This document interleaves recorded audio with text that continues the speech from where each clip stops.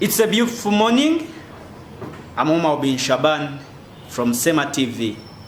Today we have decided to visit the offices of Agros. This is a leading company dealing in agriculture and investment. So today we are going to host a CEO, is an entrepreneur. So we are having a big man. The one and only we are hosting is Benedicto Niwamanya, the CEO of Agros. He's an agriculture philosopher. I will welcome you on SEMA TV. Thank you very much, Shaban. As you have said it clearly, Benedicto Niwamanya is my name. Here at Agros, one of the leading companies in farm setup and farm management, founded some time ago, about 6 years ago, and we have been helping people to do investment and succeed in their agricultural dreams. And we want to thank you for visiting us and allowing you to come and meet us here at our offices in Chireka. And once again, as you have rightly introduced, the topic of today is a very important topic. The topic that has been baffling many people, that people ask themselves about agriculture. And in Africa, we have the biggest potential for agriculture. Everybody knows that Africa is having the biggest part of the African land is arable land. It is land which is agricultural land. Then the same thing also happens that in Africa we still have people who are dying of hunger. So it baffles a lot of us, it baffles a lot of people, that in a country, in a state like Uganda, you find that in some regions like Karamoja, people are dying of hunger. Last time we had a situation where we had people dying in the Karamoja region because of hunger, because of malnutrition, which means they didn't have enough food.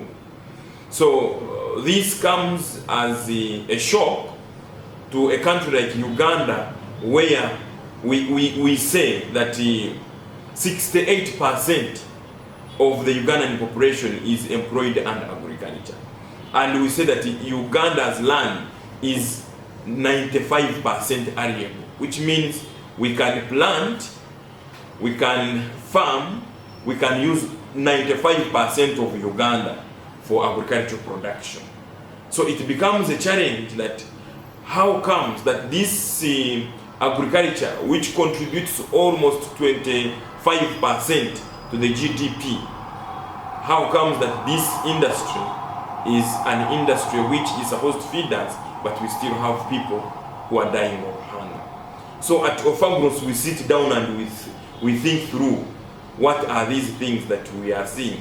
When you read the news, you read that people, you say these NGOs are coming from abroad to come to rescue Uganda, to come to feed the children. We have NGOs here, no offense, like feed the streets, feed the children, which means there is a problem.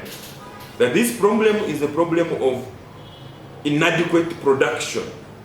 That even if we still produce more, the food we produce is not up to the level of feeding all of us. So we produce some things to the maximum and we don't produce some things. Let me get into it so that you understand why investment in agriculture is becoming a big topic in Africa today. Because if you hear some people in South Africa, in Zimbabwe, in Kenya, all of them talking about investment in agriculture. We are now at a stage where we are calling upon the diaspora in Africa, the Africans, our brothers and sisters in Europe, in the Americas, in the Caribbean, those who have the resources to come back and invest in Africa. But why is it that even if we still have the capacity, we still have the land which is productive, we do not feed ourselves enough? Those are questions which are solved, which solutions are in two phases. If we are to do investment in agriculture, it should not be a dream. It should not be just a thought. It is something which takes the political will to do. That is phase number one. But phase number two, where Ofagros comes in, is on practical grounds. That practically, Africans, we have had to undo ourselves. You find that we are here, for example, I will take an example of Uganda. That there is somebody somewhere in the UK, there is somebody in America, there is somebody maybe in Australia and Netherlands who is willing to invest in Uganda. But the problem is that they lack the right partner. Because if somebody is in the diaspora and wants to invest in Uganda, that person relies not on the fertility of the soils that we have here.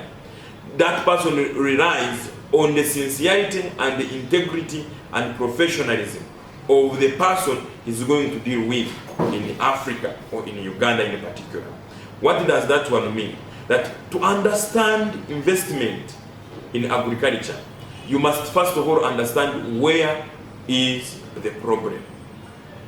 Where is the problem of agriculture that people who want to invest in agriculture cannot actually do it in a better way?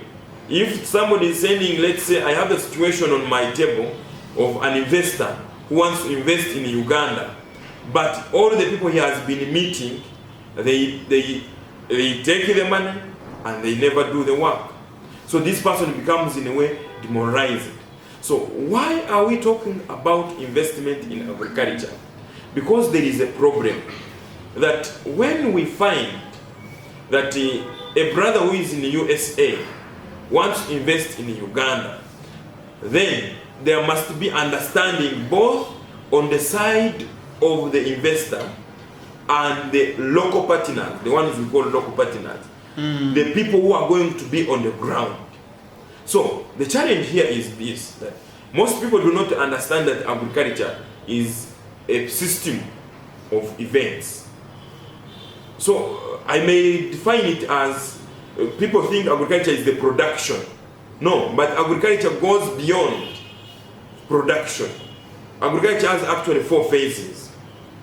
And I want to start from there so that we understand each other, because I do not want to speak because everybody has been speaking about this. I want us to understand that. And find the solution. Yes, if you are going to invest in agriculture, you must make first of all a decision.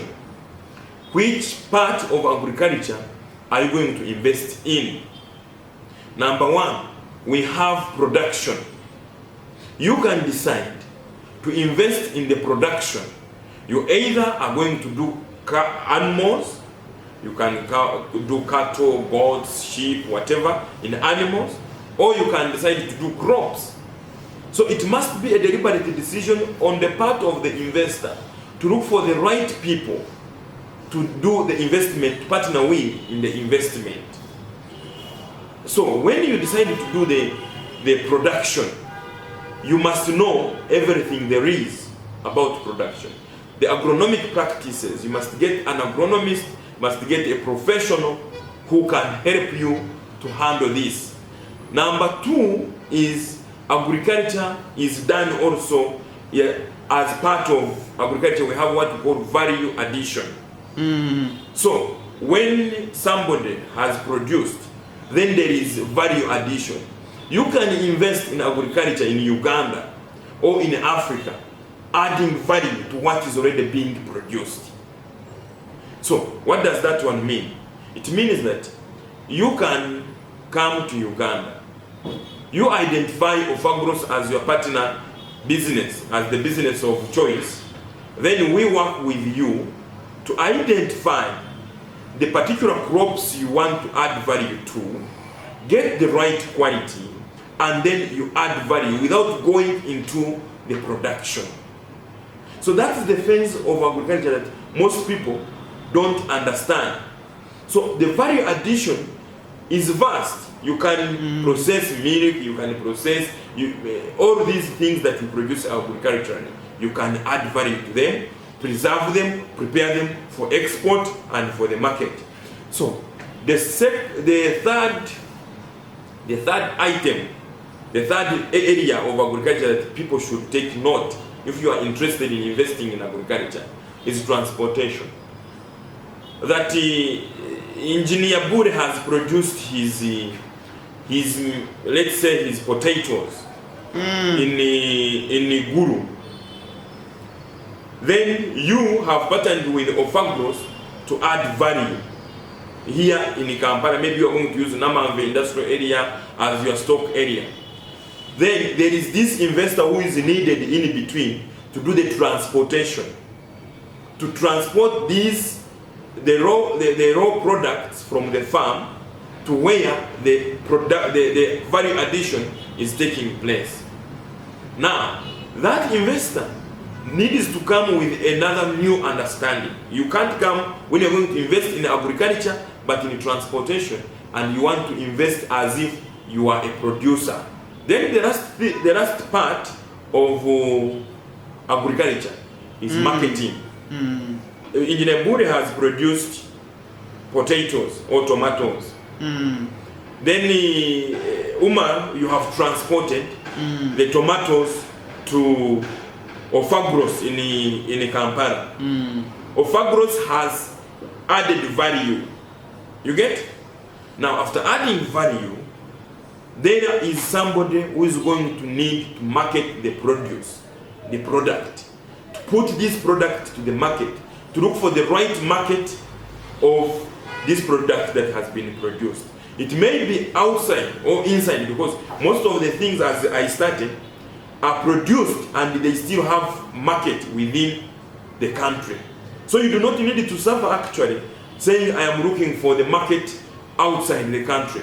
Even in Uganda, we still are capable of taking our own pork. We still are capable of taking our own milk. We still have the local market which needs to be satisfied. So to look for the market now, this is where the young people have to come in. That if you are saying you do not want to enter agriculture, so don't take agriculture only as the production. Take agriculture as the entire system of putting food on your table. Now, how will I be able to identify that this is Afro-Growth or this is a certain agency that will help me to connect me to that market? How will I be able, for someone who is in Mayuge, for someone who is in Kakumi or who is in Shema, how will he or she be able to identify that this is Afro-Growth, that I can deal with it?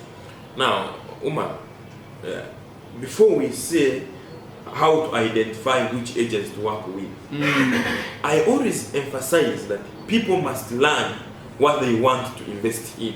Because what I know is, anybody who wants to set up the farm, who has a farm wants to manage, will be capable of finding out where to find Ofagros. Anybody who wants to produce will be capable of finding this. The only problem is, Umar, that we have a situation at our hands that you meet an investor who wants to do it all. This person wants to do from production, from land acquisition up to marketing. And this is where the problem comes in, that you cannot produce, transport, add value, and market the same product, and you all do these industry departments successfully. So what we are doing right now is, we are providing a program. We are calling it Mazima Investment Program. It has been with us, but we have not yet put it out there, but we are putting it out. That if you want to invest, then you just walk into an agency. Tell us you need to invest in agriculture, but this is my budget, and I need to invest in production, or I need to invest in transportation, I need to invest in this department. Then our team of professionals will be there to to guide you how you are capable of achieving that without falling into the error. Because in our side talks, I was judging you how come that when you tell a young person in Uganda, go to agriculture, why they say, I do not want to join agriculture. That is a lost cause. Why? Because they do not have an appreciation of what agriculture actually is. They only think we have agriculture as the production. So we take agriculture as this process of going to the farm, dig, produce. True. We have not yet appreciated that even if you are in ICT, you can be in agriculture. You can be in ICT marketing agriculture. Then you are in agriculture. You can be a transporter. You have a transport company and you market yourself and brand yourself as an agricultural transporter, so that we can link you to the rightful producer. You get the capacity to transport the goods from the farm to the production, from the production to the market. So it is something that we need people to understand, that when we produce, we are not, that agriculture is not only about production. It's about production, it's about value addition, it's about marketing, it's about transportation. Now, once that is clear, the next phase is how do we position Africa and Uganda for a proper agricultural investment. Let us first take a break, and then when we are back, we are going to start with that. How are we going to deal with agriculture in Africa and Uganda at large?